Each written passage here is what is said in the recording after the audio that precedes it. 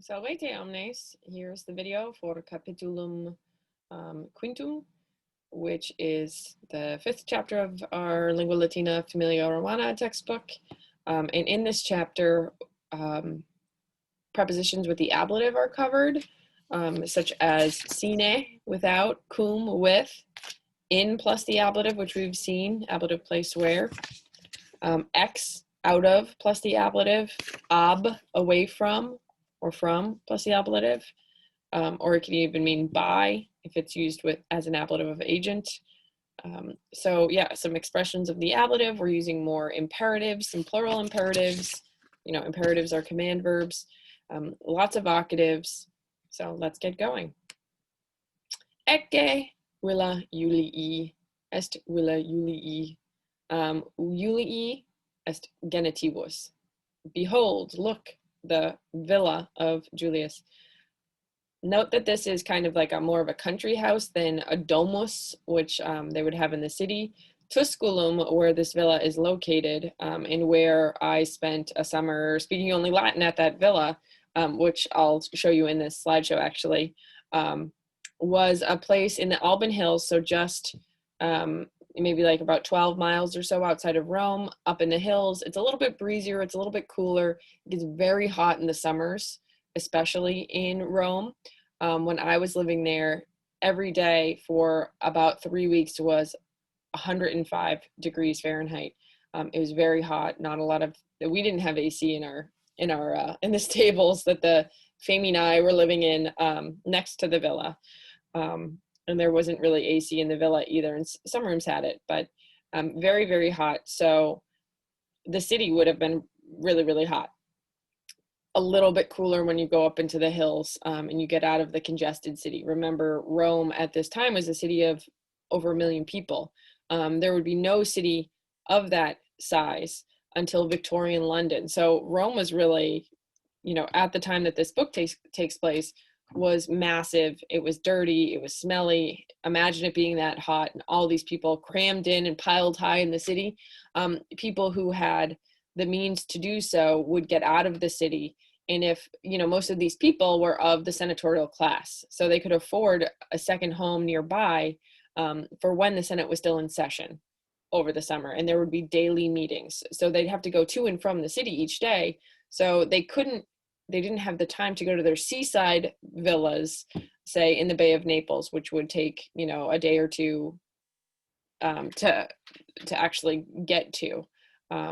So they would go to those farther flung places when there would be recesses of the Senate for, say, like a month or however long. But just on, you know, on a nightly basis or daily basis, they would go to something like a villa in Tusculum, which is where Julius is living. Est villa Julii. Julius villam habet. Villam est accusativus. Julius has a villa. It's our direct object. Ecce villa falconeri. This is Tusculi. That's our locative. In Tusculum, we say Tusculi. It looks genitive, but it means in Tusculum, because with cities, towns, domus, and rus, a preposition you never use. This is a town, so we don't say in Tusculum. We say Tusculi to say in Tusculum. Modern day Frascati, and this is the villa that I lived in. Actually, the men lived in the villa. I had classes in the villa, and just over here are the stables. Just beyond this wall, they converted stables into cubicula, into bedrooms for the women. They were very hot in there, inside there. Quis villam habet? Quis Julius villam habet? Quius villa est. So quius, remember, is our pronoun that asks whose. It's genitive. So we want to answer with the genitive. Villa est blank. Villa est Julii. The villa is of Julius. It shows possession or ownership. Quid est? Est villa. Est villa. Julius in magna villa habitat. And remember, since magna is an adjective of size, it comes before the noun it modifies. In magna villa habitat. In magna villa, ablative place where. Aemilia Marcus Quintus Iuliaque. We could say et Iulia, or we could say Iuliaque. Quoque, also in villa habitat. In villa, ablative place where. Habitant, sorry. Since we have a plural subject, our verb is not habitat, it's habitant, third person plural. Remember, our pronoun for habitant is they, habitant. Julius non solus sed cum magna familia in villa sua habitat.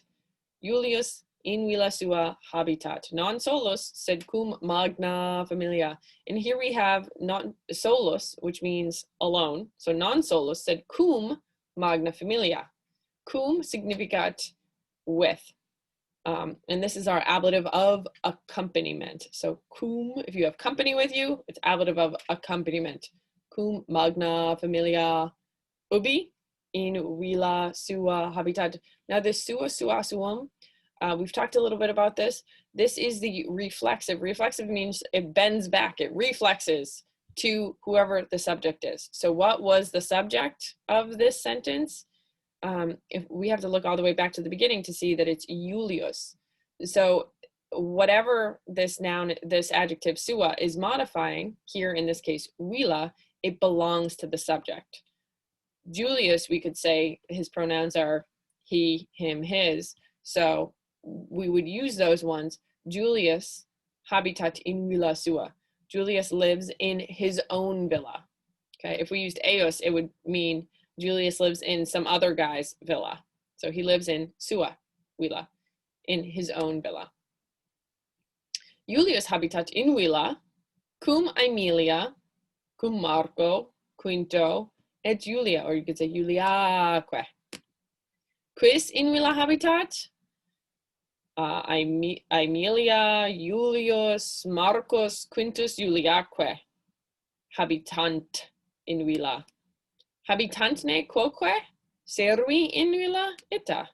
Servi Romani in villa cum domino suo habitant. So servi here is the subject of this sentence. Servi Romani, these are enslaved Roman peoples, or people who are enslaved in the Roman Empire. And cum domino suo means that the domino is theirs. That shows ownership of the domino. So, servi Romani in villa cum domino suo, with their own enslaver, habitant. They live in the villa with their own enslaver. Ecce rosa et lilium. Rosa et lilium, a rose and a lily. Rosa et lilium sunt. So you can see rosa is first declension feminine, lilium is second declension neuter. Quae est rosa a aut b. Quae, remember, is feminine. So quae est rosa. Rosa is also feminine, so that's why we're using that pronoun. A est rosa, nonne? Quod est lilium. Qui, quae, quod are the pronouns, relative pronouns, interrogative pronouns.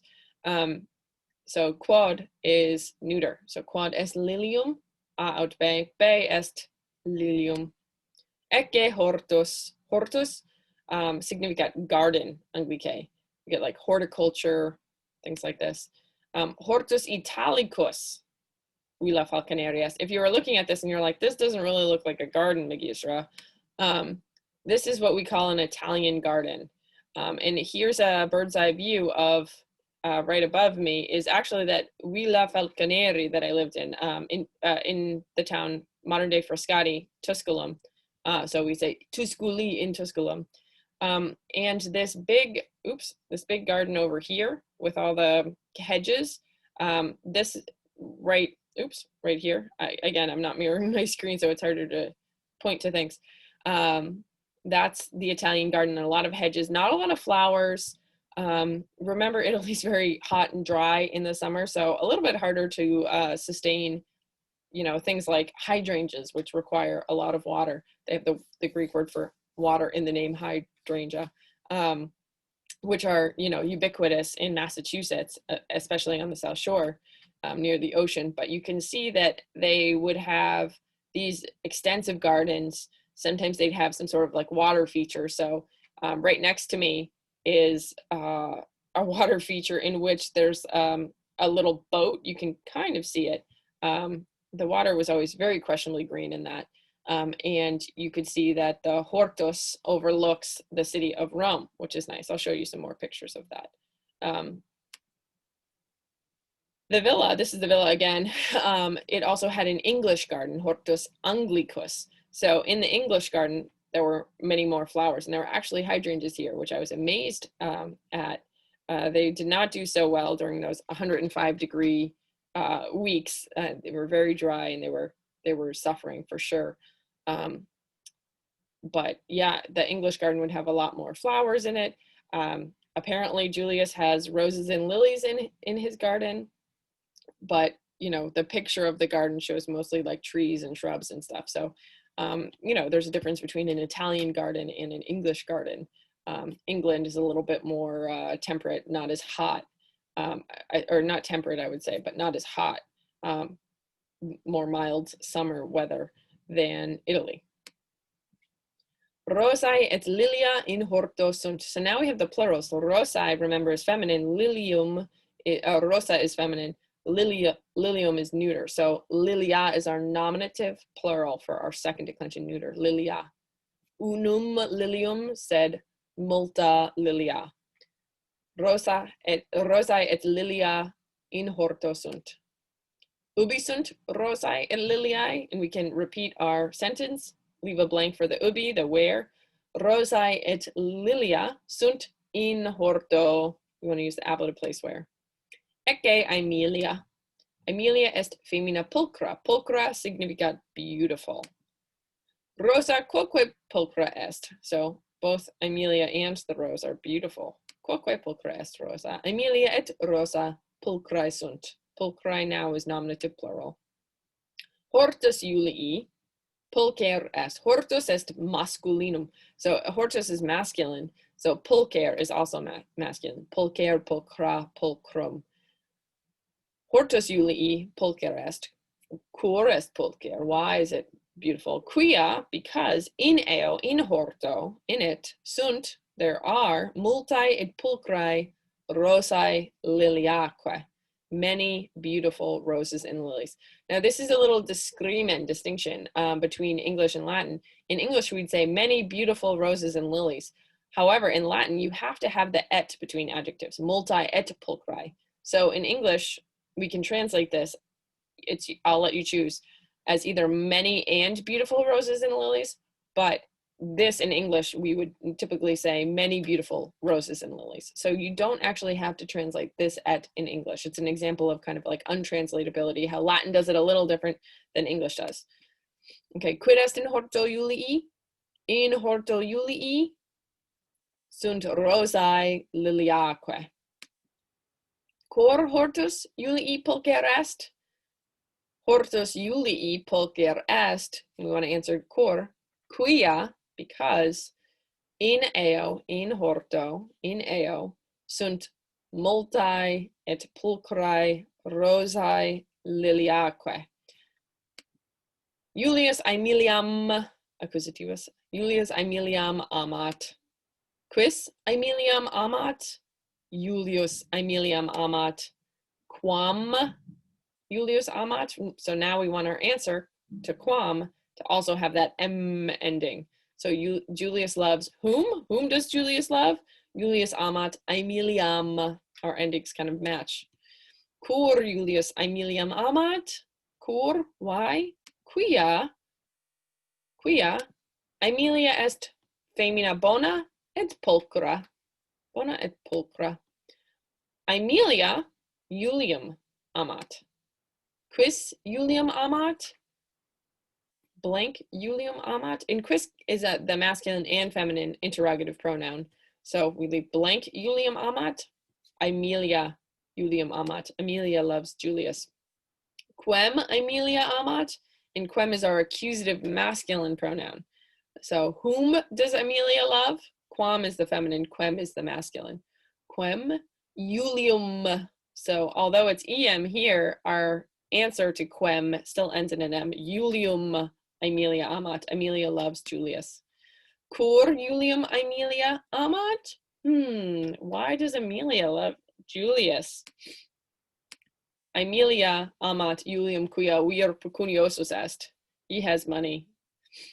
According to the story, it doesn't quite say in the story, but in later chapters we find out that Aemilia comes from a family who didn't have a lot, and Julius is a very high-ranking man in Rome.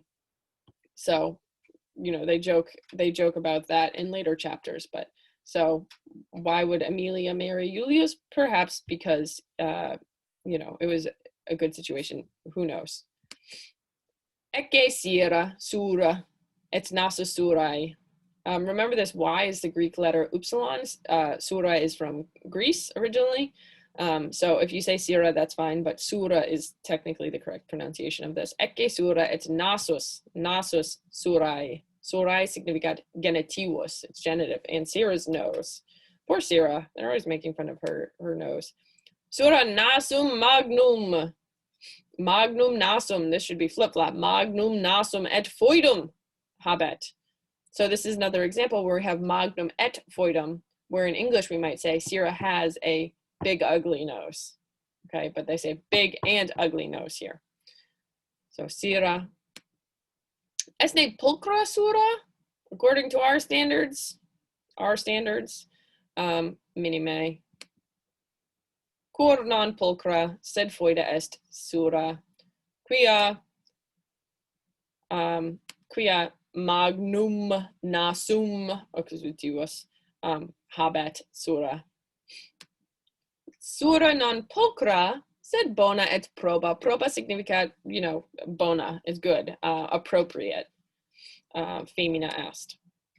Ecce ostium et fenestra. Ostium est, oops, I can't go that far. Door. Fenestra est window. Fenestra, first declension feminine. Ostium, like lilium, is second declension neuter. Sunt ostium et fenestra. Quod est ostium a aut b, ostium door est a. In villa Julii sunt duo ostia, two doors, duo ostia. Remember, ostia with the linking verb sunt is our nominative plural. It's neuter, duo ostia. Unum ostium, sed duo ostia. And you can see the two doors. There's one, number 1 on the far area, and then down here, number 6 is also a door. In villa Julii sunt duo ostia et multa cubicula. Cubiculum est bedroom. So cubiculum is also a second declension neuter noun. Cubicula is the nominative plural with our linking verb sunt. So all the 5s that you see on the screen, those are cubicula, bedrooms. Some are smaller than others. Villa Julii multa cubicula habet. Multa cubicula here is in the accusative. Villa habet multa cubicula. And in the neuter, the nominative and accusative always look the same. So multa cubicula, in this slide, sunt multa cubicula was nominative, but in this slide, villa habet multa cubicula.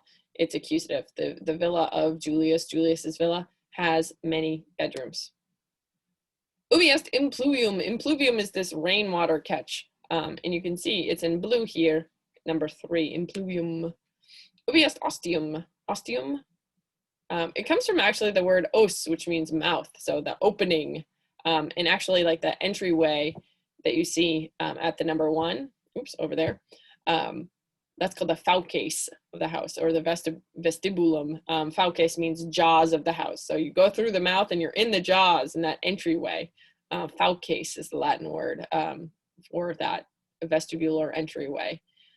In Roman houses, we're very inward looking, we say. What does that mean? It means that there weren't a lot of big, beautiful windows that would encourage you to look outside. Oftentimes in very sumptuous villas of the wealthy elite, there would be beautiful frescoed paintings, and it depends on the time period. But, you know, around the time of Julius Caesar, for example, there would be, you know, frescoes, which is like a fresh painting where you apply powder pigments to wet plaster, and then they would dry and you'd get you know, a painting. These frescoes of beautiful garden scenes, or like what you would want to be looking at when you were in a villa, instead of, you know, looking out at the actual landscape. In Rome, of course, things were crowded, and so there weren't great sights outside of your, you know, windows if you had them. But windows were purely for really letting in light. So oftentimes they were up high on walls and they were very small. So you would also have your compluvium above your impluvium. So the compluvium was in the ceiling and it would let in light. So you can see that there's kind of like the central atrium, the number 2 on the screen. And around that were all the bedrooms. And then the number 4 on the screen is the hortus. So you would have actually walled within the walls of your home, if you were wealthy enough, you'd have a garden. And this around the garden would be a colonnade called a peristyle. This is a Greek style of garden. And around that, there would be, other rooms. So we're getting the light to our, rooms on the periphery from these central openings in the ceiling, whether that's a compluvium that, lets in light and rainwater. And then you'd use that rainwater in the impluvium to, wash your floors or whatever. Or from the hortus and the peristylum in the, toward the back of the house. So yeah, that's where your light is coming from. Not a lot of big windows. Ubi est peristylum? Peristylum est in horto. Ubi est atrium? Atrium est duo. Ecce atrium. And oftentimes this is where, if you were, again, a man of the senatorial class, in the back here where you see kind of those curtains, that's the tablinum. The tablinum is the office. So people would actually come to your house in the morning, and kind of you would greet people. So you'd have serui who would be in the atrium, and people would come in. Sometimes you'd offer them yentaculum, breakfast. And people could come and, the dominus was kind of, we call it a patronus, a patron, kind of acts kind of like a lawyer or advocate. And these people would rely on the dominus for, support in the law courts, or if they had other questions, or maybe they are going to run an errand for him, bring a note to somebody. So very interesting sort of way things worked, the patronus clientes, the patron-client relationships of the Roman noblemen. So yeah, they would meet in this atrium, which would be oftentimes sumptuously decorated with lots of statuary. Now, I like that in this book, the wall colors are all painted, but the statues are all white, which was not the case. All of these were originally painted. They would have looked more lifelike. So yeah, the Romans used a lot of pigment. Over the years, the pigment has washed off. So in the Renaissance, a few hundred years ago, when Renaissance literally means rebirth, people kind of rediscovered this classical past, and they were like, oh wow, these statues are really well done. They were all white at that point. And so now, people like that look. I think it's important to know that they were originally painted, and they weren't all like just white marble. You would paint the marble. So, the statuary, and even the marbles that are from the Parthenon frieze that line the walls of Maine, those big square carvings, the bas relief sculpture, those were all originally painted too. So most of this stuff, even the outside of temples, columns, all were painted. Atrium magnum est, non parvum sed magnum est. Atrium villa Julii, magnum est. And we have 2 consecutive genitives. The atrium of the villa of Julius, magnum est, is large. Now magnum, what is that modifying? Atrium. So atrium est magnum. Quius atrium, quius, whose? Villae Julii. Esne atrium parvum, minime est magnum. In atrio est impluvium. In atrio est impluvium. There is an impluvium. Ubi est impluvium? Impluvium est in atrio. Aqua in impluvio est. Aqua significat water. Quid est in impluvio? Aqua est in impluvio. Esne atrium? Minime est hortus et peristylum, the garden and the peristyle. Est peristylum. Peristylum est vocabulum Graecum. It's a Greek word. So, when the Romans conquered, or, finally conquered all of Greece, with the fall of Corinth in 146 BC, they brought with it all of the Greek styles to their homes. So it's a borrowing from the Greek. The early Romans would not have had this in their gardens. Romulus was not kicking around with a peristylum. Romulus probably lived in a hut, actually. Esne impluvium in peristilo, minime non est impluvium in peristilo. There's not an impluvium in the peristyle. Oftentimes there would be something like a piscina, a fish pond, but not an impluvium. Minime sed parvus hortus est in peristilo. Parvus hortus, a little garden. Ubi est impluvium? Impluvium est in atrio. Esne ostium in atrio? Ita, there's a door there.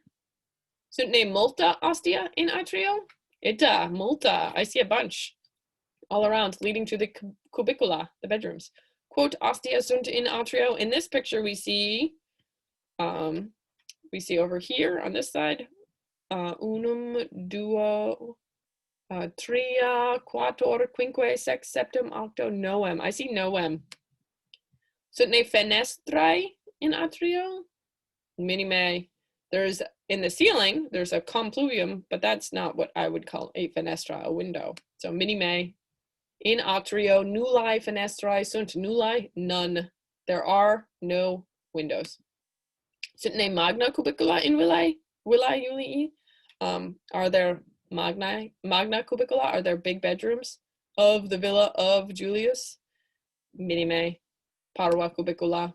Sunt ne multa cubicula in villa Julii? Ita, multa, certe, certainly.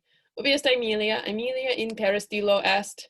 Ad esne Julius. Ad means to or toward or near, versus ab means away from.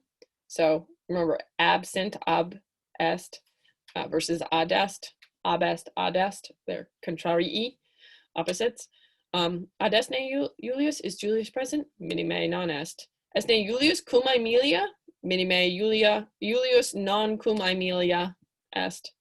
Esne Julius cum ea? Ea significat Aemilia. So with her, ea, it's our pronoun. Esne Aemilia sola? She alone? Minime. Aemilia cum liberis. Cum liberis. Is significat ablative plural. Quis ad est cum Aemilia? And you can see with the preposition cum, with, we have the ablative of accompaniment. Cum Aemilia.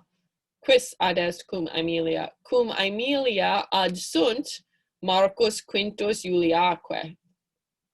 Lectio secunda.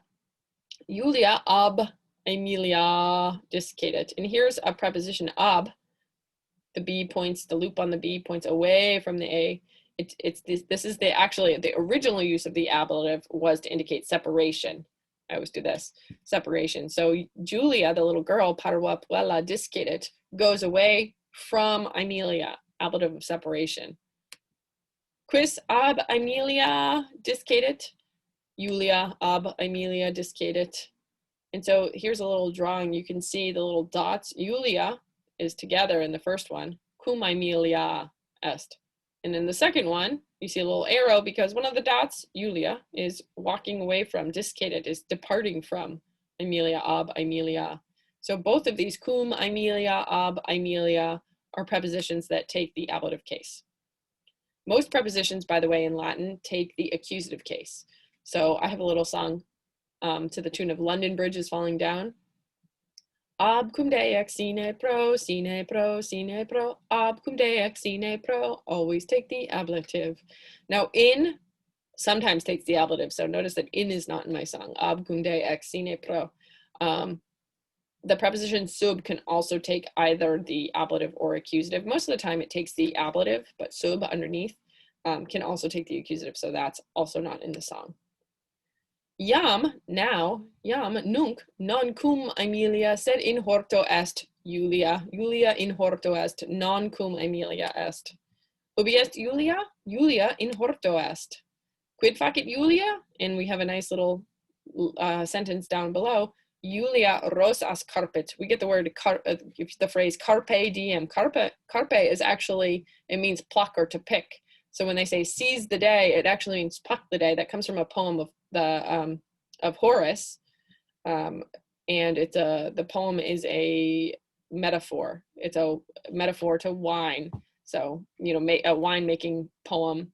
And he's saying, pluck the day, pluck the grapes, drink your wine and enjoy life. You'll actually read that. That's in the Latin 3 book. So you should read that in Latin 3. It's a nice poem. Quid facit Julia? Julia rosas carpet. Quid facit, what is she doing? Quid facit Julia? Julia rosas carpet. Quid carpet Julia? Julia carpet blank. Julia carpet rosas. This is our accusative plural. Us.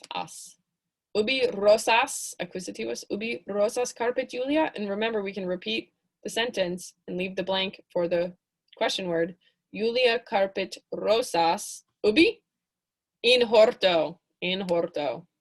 Quote rosas, quote how many? Quote rosas habet Julia. Julia habet una, due, tres, quator, quinque rosas. Julia laeta. Laeta. I can't do this in class because of my mask. Laeta est non errata, non tristis. Tristis significat sad. Laeta, happy. Julia laeta est. Julia laeta est. Cor, why? Quia, quod, because, rosae eam delectant. Delectant, that's a nice word. Something's delectable, it's delicious, you like it. So she's happy because rosae nominativus eam accusativus delectant pluralis, because roses delight her. Cor Julia laeta est? Julia laeta est, the answer to cor would be quia or quod. Quod, rosae eam delectant. Ecce hortus, Julia in horto est. You can see ablative place where, versus ex horto is the ablative of separation. She's going out of the garden. Ubi est Julia? Julia est in horto. Julia ex horto venet. Unde venet Julia? So we can ask ubi, which means where, and we answer with in plus the ablative. Unde means day or ab, from. Ubi, from where. So we want to answer this with an ablative of separation. De ubi, or ab ubi. Unde venet Julia? Julia venet. Julia is coming ab horto, from the garden, or ex horto. Julia ex horto venet. Cum quinque rosis. Cum, remember, takes the ablative. Rosis is our ablative plural first declension. Unde venet Julia. Remember, unde is de or ab ubi. And my little arrows moved, but I had the B moving away, oops, this way, from the A. So from where? So ex horto venet Julia. Julia ex horto venet cum quinque rosis. Quid habet Julia? Julia habet rosas, quinque rosas. Aemilia, ecce puella pulchra cum rosis pulchris. She says, oh, look, a beautiful girl with beautiful roses. Cum, remember, takes the ablative. Puer, what happened next? The boys make fun of Julia. They laugh at her. They say she's not beautiful unless she has roses. This is Marcus. Marcus improbus est. Semper est improbus. Improbus nadi malus. And so Amelia says, hey, go get a vase and fetch some water so we can put these beautiful flowers in here. You guys are the worst. And what happens? Somehow, puer in impluvium cadit. Cadit, false. In impluvium, in plus the accusative here means into. So we've had in impluvio, place where, and then in impluvium would be place to which, into the impluvium. And you can translate impluvium in English as impluvium. So puer cadit, in impluvium. Quintus est puer, qui in impluvium cadit. Quintus is the boy who falls into the impluvium. Quis est puer qui impluvium cadit. Quintus est puer qui impluvium cadit. Quid facit Quintus? Quintus in impluvium cadit. He falls into the impluvium. Quid facit Marcus? Marcus improbus est. Marcus ridet. Ha ha ha ha. Marcus ridet. Ridet Marcus. Ridetne Quintus? Quintus qui in aqua in impluvio est. Minime Quintus non ridet. Quintus plorat. Et vocat matrem. Mama, mama. He's crying and calling his mom in the story. Quomodo se habet Amelia? How's Amelia feeling about this? Remember, this literally means how does Amelia have or hold herself? Say, remember, goes back to the subject, who in this case is Amelia. So we translate it as herself. How does Amelia have herself? Amelia errata est, nonne? Amelia errata est. Quomodo se habet Amelia? Est ne Amelia laeta? Aut errata, errata est. She's pretty mad that her boys have caused so much mischief in a single day. All right, valete omnes. Be sure to read the chapter.